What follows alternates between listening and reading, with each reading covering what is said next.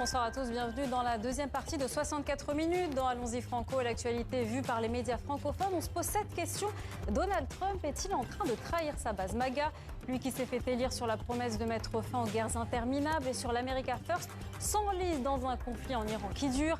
À 6 mois des élections de mi-mandat, Donald Trump est-il en train de rompre avec ceux qui l'ont porté au pouvoir?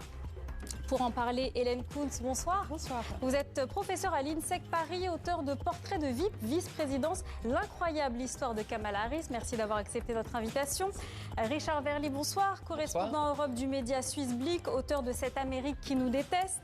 En visio, Pierre Kroll, dessinateur belge, bonsoir. Également en visio, un autre Suisse, Michel Cerutti, correspondant TV5 Monde de la RTS. Alors, Hélène Kuntz, est-ce que Donald Trump, président anti-guerre, est-il devenu un président en guerre? Est-ce qu'il a trahi ses électeurs? Alors, il a trahi sa promesse électorale, mais je pense que sa base est à ce point acquise à sa cause sur le plan idéologique. Donc, ce n'est pas les 77 millions d'électeurs de Trump qui me préoccupent, c'est plutôt les 90 millions d'Américains éligibles à voter qui n'ont pas jugé bon d'aller aux urnes en 2024, malgré les enjeux. Donc, j'espère que cette tendance est enfin, et j'espère que ce n'est pas trop tard aussi, pour nos élections de mi-mandat. Richard Verly, est-ce qu'une fois au pouvoir, est-ce que finalement la logique de puissance reprend le dessus sur la promesse politique? Pas nécessairement. Je pense que dans le cas de Donald Trump, il y a deux éléments qui ont joué. On le voit bien avec cette guerre en Iran. Premièrement, c'est qu'il a été grisé par le succès de l'opération au Venezuela. Vous vous souvenez, le kidnapping du président Maduro. Ça s'appelle l'hubris. D'un seul coup, il a pensé qu'il pouvait répliquer ce type d'opération ailleurs, y compris en Iran, alors qu'évidemment, l'Iran et le Venezuela, ça n'a rien à voir. Et l'autre élément, c'est quand même le facteur Benjamin Netanyahou. Le facteur Israël, il est avéré que Donald Trump a laissé il a cédé à la pression, la maîtrise de la décision à Benjamin Netanyahou, ou plus exactement, il a cru ce que les Israéliens lui disaient, à savoir que si les premières frappes réussissaient, le régime s'écroulerait. On a vu ce qu'il en est. Alors sa base MAGA commence à s'effriter et à prendre ses distances. L'un de ses plus fervents soutiens, Tucker Carlson, a même tenu à présenter ses excuses pour avoir contribué à faire réélire Donald Trump. Écoutez. Toi, moi et toutes les autres personnes qui l'ont soutenu, nous sommes responsables de tout ça. Toi, tu lui as écrit des discours et moi, j'ai fait campagne pour lui. Nous sommes impliqués dans tout ça. Tu sais, il suffit pas de dire j'ai changé d'avis ou allez, c'est bon, c'est mauvais, je me retire. Il faut le dire, toi, moi et des millions de gens comme nous sommes la raison pour laquelle tout ceci arrive aujourd'hui. Il faut que nous fassions notre examen de conscience. Ça va nous tourmenter pendant longtemps, mais moi je tiens à dire que je suis désolé d'avoir induit les gens en erreur. Hélène Kuntz, Tucker Carlson, c'était pourtant l'un de ses plus fervents soutiens. Qu'est-ce qui s'est passé? Alors, ce qui se passe, c'est que le temps est passé et Tucker Carlson a besoin de faire une place pour lui. Donc, aujourd'hui, il est à la tête d'une manosphère de podcasteurs qui sont tout de même dans la droite extrême aux États-Unis. Et je pense qu'il se voit très bien comme candidat en 2028. Donc, il a tout intérêt de se détacher d'un Donald Trump qui est très bas dans les sondages. Michel Cerutti, on voit donc des critiques dans les franges les plus radicales du mouvement MAGA. Mais est-ce que ces critiques sont partagées par le cœur de son électorat? Non, effectivement, je crois que c'est à ça qu'il faut faire attention, c'est-à-dire qu'il y a un double sondage. Il y a effectivement une chute de la popularité de Donald Trump dans les sondages en général, y compris un peu dans le Parti républicain. Par contre, au niveau de la base MAGA, comme on l'appelle, celle qui a véritablement voté pour lui, le soutien est encore marqué. Certes, les sondages montrent que chez les 19-24, 19-29, il y a une baisse de popularité également pour Donald Trump au sein de la base MAGA, au sein des Républicains. Mais il faut bien comprendre cela, c'est-à-dire qu'aujourd'hui, on assiste à une sorte de discrépance entre la politique extérieure et la politique intérieure. C'est-à-dire que une partie des Américains aujourd'hui sont déçus, ont l'impression d'avoir été trompés par les promesses que Donald Trump a fait au niveau économique. C'est-à-dire qu'ils voient le pétrole qui augmente à cause de l'engagement américain à côté d'Israël contre l'Iran. Il voit également les prix augmenter en général à cause de ces fameuses tarifs ou taxes douanières contre lesquelles la majorité de la population américaine est opposée. Mais néanmoins, au niveau, on va dire, identitaire, culturel, c'est-à-dire la politique d'immigration, il y a une grande partie de la base électorale de Donald Trump qui continue de l'agréer, de la soutenir. La volonté de Donald Trump aussi de faire une différence entre ces fameuses élites et lui-même, d'être proche du peuple, cela continue de fonctionner, même si ce n'est pas forcément réel dans la manière d'être. Et puis aussi, ce contre-wokisme mis en place par Trump, cela continue de faire recette auprès de cette base. Donc, effectivement, il y a une baisse de popularité et d'accord au niveau des sondages, mais elle n'est pas encore véritablement dangereuse, j'ai envie de dire, d'après les sondages, en tout cas les récents sondages qui ont été faits, Ipsos, Washington Post récemment, pour la base de l'électorat de Donald Trump. Richard Verly, on parle de cette base MAGA, mais en réalité, ce n'est pas une base homogène. Le mouvement MAGA, moi c'est l'appellation que j'utilise en général, en fait c'est une fédération de différentes composantes qui se réunissent autour d'une chose, Donald Trump lui-même.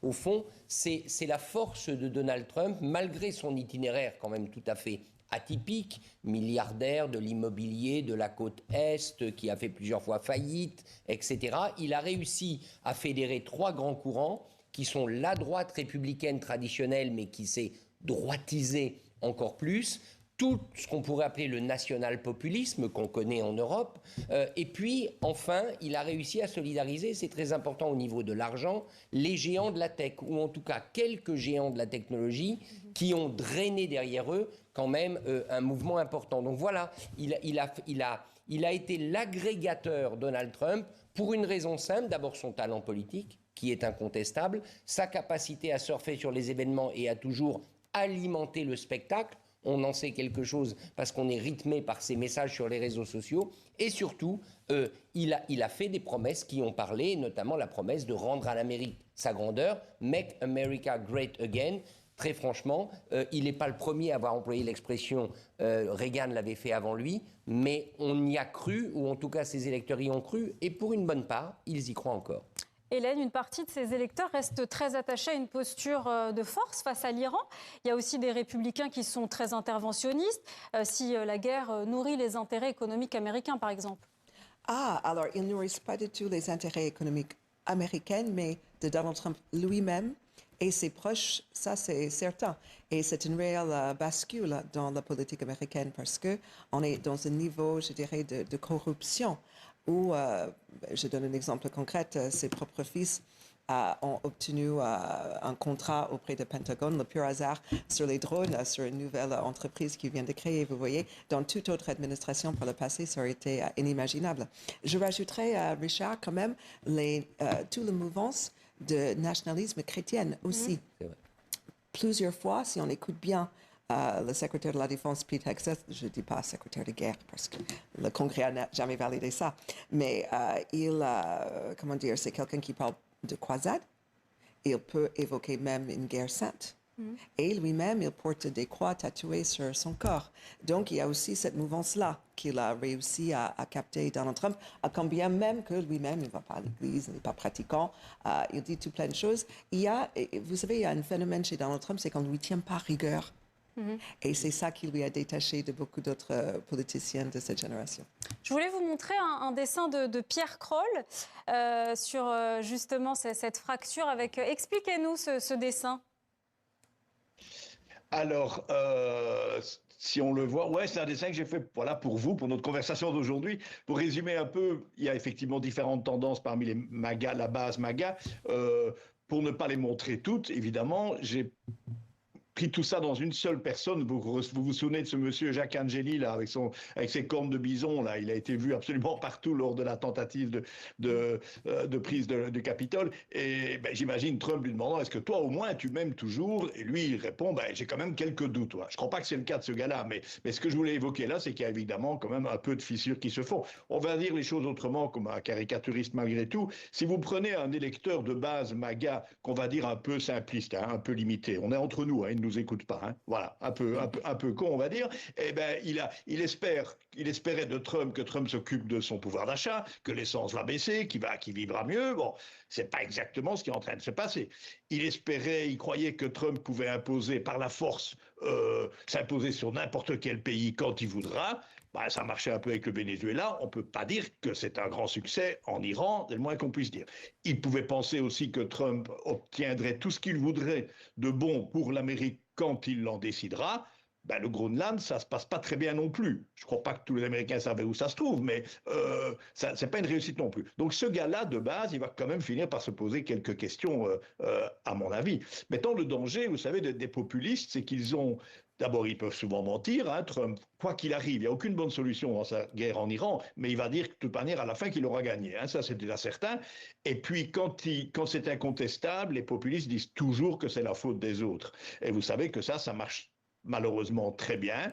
Il faut quand même reconnaître qu'un Macron, puisque je parle à quelques Français, là, n'abuse pas de ce genre de choses. C'est pas la faute à l'Europe, si et si et si. Mais ça, Trump le fera toujours. Et dernière chose que je voudrais dire donc, c'est que s'il veut ne pas perdre cet électorat vraiment de base, le mec avec ses cornes, ben, Trump risque de faire du Trump encore pire. C'est-à-dire plus de ICE, plus de guerre de religion, là, comme je viens de l'entendre. Donc moi, je crois qu'il est encore solidement en place pour un bon moment, malheureusement. Richard Verly, il y a aussi des échéances électorales. Il y a les élections de mi-mandat dans 6 mois. Dans quelle position politique se trouve Donald Trump ? Dans une position aujourd'hui extrêmement délicate. Parce que, vu l'impopularité de cette guerre, il peut, et tous les sondages semblent plutôt accréditer cette idée, perdre les 2 chambres. Aujourd'hui, le Parti républicain, qui est vraiment inféodé à Trump, a le contrôle des 2 chambres. Et il a 2 inquiétudes, Donald Trump. D'abord, c'est la perte des 2 chambres aux démocrates, mais c'est aussi des fractures au sein de son parti. Et d'ailleurs, en ce moment, il est en train de faire le ménage, littéralement, dans les investitures, s'assurer que seulement des fidèles sont investis. Traditionnellement, ces élections, elles sont défavorables à la personne qui est au pouvoir. Alors c'est vrai, c'est une habitude aux États-Unis. Après 2 ans, vous perdez le contrôle du Congrès si vous l'aviez eu au départ, ce qui n'était pas le cas de Barack Obama, par exemple. Mais je me demande souvent, et je ne suis pas le seul quand je vois les articles, si Donald Trump n'est pas déjà dans l'après-midterm, s'il n'a pas déjà entériné le fait que de toute façon, il va les perdre, et que de toute façon, ce qui compte, c'est sa postérité, l'image qu'il va laisser à l'Amérique, peu importe l'état du Congrès, dont d'ailleurs, disons-le, il se soucie peu, le Congrès. Vous avez vu que dans cette guerre en Iran, il devait demander l'aval du Congrès après 60 jours. Il ne l'a pas fait, prétextant qu'il y a un cessez-le-feu, et il a fait une lettre disant que les hostilités sont terminées. Que je sache, la nuit dernière, les hostilités n'étaient pas tout à fait terminées. Donc Donald Trump, de toute manière, ne fait pas grand cas du pouvoir législatif. Hélène Kountz. Alors, je trouve qu'il joue gros tout de même, c'est Donald Trump sur les mi-mandats, parce que s'il perd les 2 chambres, c'est une destitution assurée. Et une destitution, enfin, ce sera le 3e tout de même. Il avait 2 pendant son premier mandat qui n'ont pas abouti. Donc là, pour le coup, je trouve qu'il est très préoccupé de sa personne et pas juste de sa postérité sur ce coup-là. Alors, il a été, on l'a dit, élu sur la promesse de restaurer la grandeur des États-Unis. Mais la situation économique, en particulier à cause de la guerre en Iran, ne va pas dans ce sens, Michel Cherouti. Non, effectivement, en termes de politique intérieure, on a aujourd'hui une fragilisation de l'économie, encore une fois, en raison de l'engagement américain à côté d'Israël contre l'Iran, qui a fait augmenter le prix du pétrole, y compris pour les Américains, en Europe bien sûr, y compris pour les Américains. Et puis on a ces fameuses taxes douanières que Donald Trump avait décidées, qui ne sont pas non plus populaires, auprès de 60%, si mes souvenirs sont bons, dans les sondages des Américains, et qui font que d'une manière générale, les prix augmentent. Et c'est ce qui amène une partie de son électorat à se détourner un peu, ou en tout cas à commencer à questionner ouvertement la façon de gouverner, les engagements politiques de Donald Trump, puisqu'ils se rendent bien compte que leur niveau de vie ne s'est pas amélioré ainsi que Donald Trump l'avait promis avant d'être élu, mais au contraire, au mieux il stagne, voire il a baissé, ce qui évidemment pose un problème. Alors chez les démocrates, c'est évident qu'ils ne vont pas voter pour Trump, mais voilà, ça entame une partie de l'électorat, on va dire, américain, même si aujourd'hui, j'ai quand même envie de vous dire, la situation économique américaine, d'une manière générale, elle est pas mauvaise, j'ai pas l'impression qu'elle soit dramatique, mais elle touche une frange de l'électorat de Donald Trump qui se sent trompé, ou en tout cas qui se questionne sur ses intentions politiques. Hélène Kounce, je vous voyais réagir, vous n'étiez pas d'accord avec... Oui, je trouve qu'en fait, il ne faut pas oublier les dégâts de Doge. C'était le projet de Elon Musk qui a limogé énormément de fonctionnaires, qui a fermé énormément d'agences, et il y a des réelles conséquences économiques et financières pour les gens au pays. Je pense que c'est dur d'imaginer que la Grande Amérique peut avoir à ce point perdu en si peu de temps. Mais la réalité, c'est qu'aujourd'hui, beaucoup d'Américains ont des grosses difficultés en fin de mois. Est-ce que, par exemple, il n'y a plus l'aide à la santé, par exemple, comme il y avait auparavant? J'aimerais juste rajouter aussi que, concernant les douanes tarifaires, tout de même, ils étaient tout récemment, les choix de Donald Trump ont été annulés par une cour fédérale. Alors, ce n'est pas la Cour suprême, mais c'était une autre cour, et ils sont en train d'être remboursés. Donc, c'est très compliqué. Hein. C'est pas, Donald Trump a fait des choses qui étaient systématiquement contestées juridiquement. Et donc, voilà, on voit là des décisions qui sont prises contre lui, contre son propre administration. Richard Verly s'était fait lire sur la promesse de mettre fin à l'inflation. Bon, c'est plutôt raté. C'est le moins qu'on puisse dire. C'est raté parce que les prix du pétrole sont ce qu'ils sont. Le prix du carburant aux États-Unis a nettement augmenté. Il est passé en gros de 2 $ le gallon à 4 $. Et bien évidemment, ça va avoir un effet. Et il y aura aussi l'effet induit des droits de douane, puisque lorsque vous augmentez les tarifs, les biens qui arrivent sur votre territoire sont plus chers. Après, je crois qu'il faut nuancer ça par 2 éléments, mais 2 éléments davantage à moyen terme. Le premier, c'est les investissements. Vous savez que Donald Trump, pendant les premières semaines de son mandat, il a sillonné différents pays, notamment les pays du Golfe. D'ailleurs, c'est une ironie quand on voit ce qui se passe. Et il a ramassé les chèques, littéralement. L'Arabie Saoudite a promis 600 millions, les Émirats ont promis 370 millions, etc.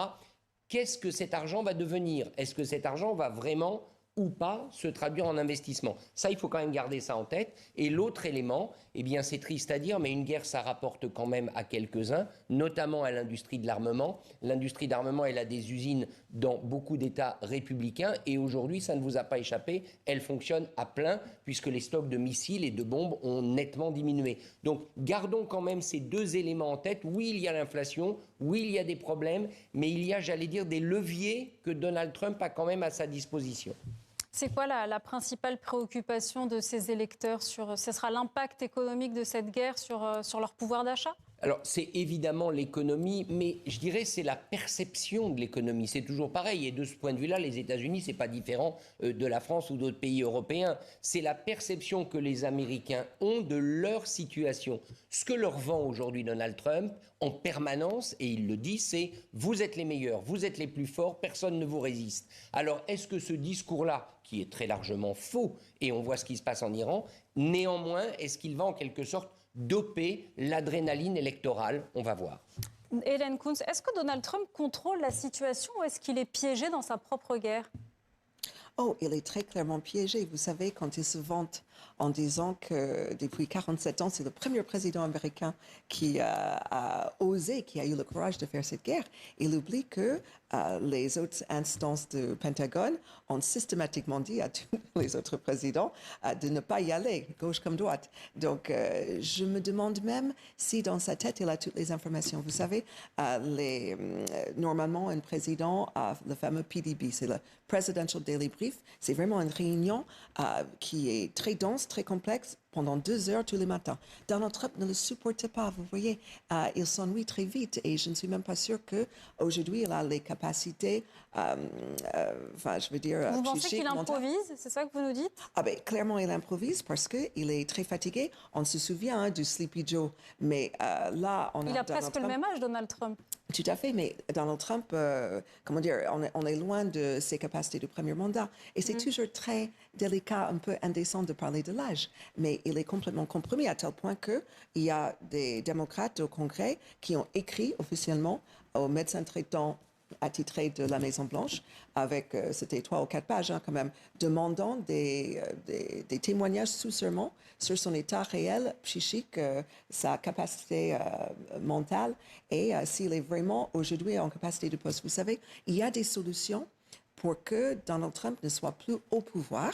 On peut imaginer qu'il est toujours président, mais pas au pouvoir, avec une J.D. Vance qui est plus jeune, plus vif, qui pourrait prendre la suite. C'est possible, ça? C'est crédible? Alors, dans les textes, c'est possible, ça s'est jamais fait, mais surtout, il y a une absence de courage politique parce que, vous savez, hein, cette mouvance vers une autocratie que vous combinez avec une oligarchie qui s'est installée jusqu'à son cabinet, c'est un cocktail terrible. Ça ne peut pas se faire. Richard Verly, qu'est-ce qui risque Donald Trump s'il l'Iran ne cède pas? Il y a des négociations en cours, mais... Écoutez, si l'Iran ne cède pas, Donald Trump, il a brandi une menace. Il a dit qu'il allait pulvériser le pays. Et encore plus récemment, il y a quelques heures, il a dit que si l'Iran ne cède pas, nous verrons tous une énorme flamme jaillir du pays. Voilà ce que... Je dirais, si l'Iran ne cède pas, si l'on écoute... Une énorme flamme, c'est quoi? C'est la menace nucléaire? L'anéantissement de l'Iran à travers des bombardements massifs. Je crois que le grand risque avec Donald Trump, c'est qu'il n'acceptera jamais de perdre. D'ailleurs, c'est impossible. Donald Trump ne peut pas perdre. Dès lors, vous avez 2 options. Soit une fausse victoire, une victoire qu'il va prétendre, qui ne sera pas réelle. Donc il y aura un accord, il va le présenter comme le plus grand accord qui n'ait jamais été signé. Ou alors, Donald Trump part véritablement dans la direction jusqu'au boutiste, c'est-à-dire il estime que les Iraniens se moquent de lui, et dans ce cas, on est quand même face à une personnalité qui peut, disons-le, faire des choses terribles, à tel point que les généraux, on l'a appris, lorsqu'il s'agissait d'aller libérer les aviateurs en Iran, vous savez, les 2 aviateurs qui s'étaient éjectés en Iran, ils l'ont tenu à l'écart de la pièce parce qu'ils étaient quand même inquiets de son comportement en temps de crise. Michel Cherouti, je vous vois réagir. Oui, très rapidement, ce que je voulais rajouter, dans l'équation iranienne, il y a bien sûr Donald Trump, mais il y a aussi Benjamin Netanyahou. Si les États-Unis sont engagés dans cette guerre, c'est à l'initiative d'Israël. Et le souci que je peux avoir, c'est quand on voit la manière dont Israël s'est comporté à Gaza, se comporte au sud Liban, en Syrie, etc. Effectivement, on peut craindre pour l'Iran à la fois parce que Donald Trump peut être imprévisible dans ses décisions, mais aussi parce que Israël, de manière déterminée depuis maintenant des mois, on le voit, eh bien, souhaite s'attaquer de front à l'Iran et éliminer ce pays qu'il considère comme étant un obstacle à sa politique, à son bien-être, simplement. Rapidement, Richard Verly, risque quoi politiquement Donald Trump? Il n'a rien à perdre, il ne peut pas se représenter. C'est bien évidemment ce qu'on dit, et c'est vrai, il ne se représentera pas, la Constitution le lui interdit. Ce qu'il risque, c'est de ne pas avoir la gloire. Or, il veut la gloire. Tout ce qu'il fait est fait pour la gloire, vrai ou fausse, peu importe. Mais il veut la gloire. Et donc, un échec en Iran lui interdirait cela. Alors, comment il va transformer la guerre actuelle en victoire éclatante ? Je ne suis pas capable de le dire, mais de toute manière, il veut cette victoire, et parce que vous savez que le 4 juillet, il défilera sous l'Arc de Triomphe qu'il a fait construire, et certains disent, je ne sais pas si c'est vrai, qu'il se compare déjà à Alexandre le Grand. Avouez que c'est une sacrée comparaison. Eh bien, on en reparlera. Merci à tous d'avoir participé à ce débat.